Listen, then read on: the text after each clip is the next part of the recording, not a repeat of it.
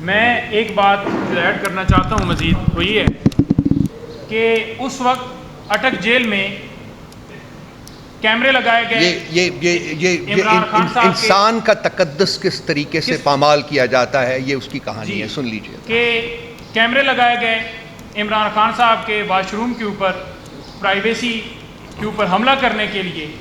اسی طرح بشرا be be صاحبہ کے بیڈ روم میں اور واش روم میں کیمرے لگائے گئے ہیں تاکہ ان کو توڑا جا سکے۔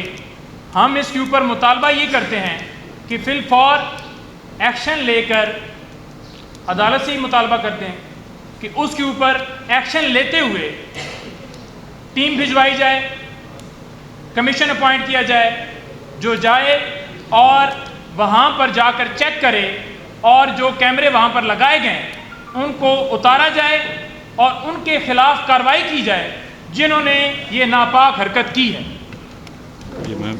کیا اس گراوٹ سے زیادہ کوئی گری ہوئی بات ہو سکتی ہے؟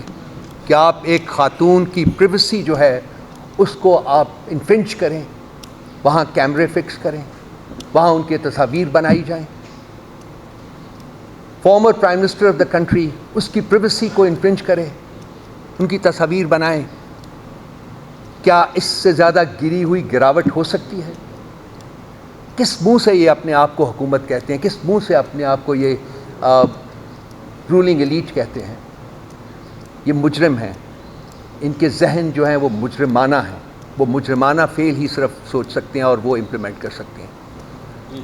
شرافت ان کے پاس سے گزر کے نہیں گئی ہوئی، یہ صرف نام کے شریف ہیں، اندر سے یہ بہت ہی گری ہوئی مائنڈ سیٹ ہے جو کہ اس وقت ملک کے اوپر براجمان ہے۔ یہ نہیں چلے گی، اور میرے مارک مائی ورڈز، یہ نہیں چلے گی۔ وہ فیض صاحب نے بہت پہلے صبح آزادی کے نام سے ایک پوئم لکھی تھی، یہ داغ داغ اجالا یہ شب گزیدہ سحر، آئی ایم شیور آپ سب لوگوں نے پڑھی ہوگی، اس کو ایک دفعہ پھر جا کے پڑھی ہوگی۔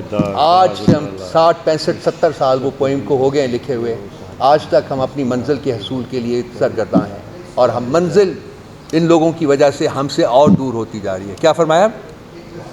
ایک سیکنڈ سر، ختم ہونا چاہیے۔ آپ جائیے، ضرور پڑھیے گا، اور آپ کو اس ملک کی اس وقت کی حقیقت جو ہے وہ آپ پر آشکار ہوگی۔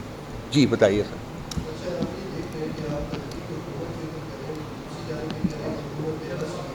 ہم فرد واحد کی بات کر رہے ہیں، میں نے 2 دفعہ کی ہے۔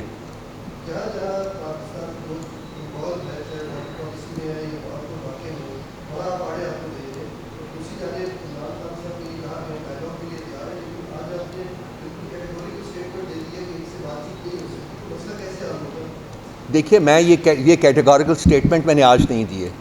یہ اگر آپ میرے پچھلے 3-4 مہینوں میں پروگرامز دیکھیں اور میری پریس کانفرنس دیکھیں یا میری رائٹنگز دیکھیں تو اس میں یہ بالکل کہہ چکا ہوں کہ خان صاحب نے ہمیں انسٹرکٹ کیا ہے کہ وہ لوگ جو مینڈیٹ کے غاصب ہیں ان کے ساتھ ہم بات چیت نہیں کریں گے۔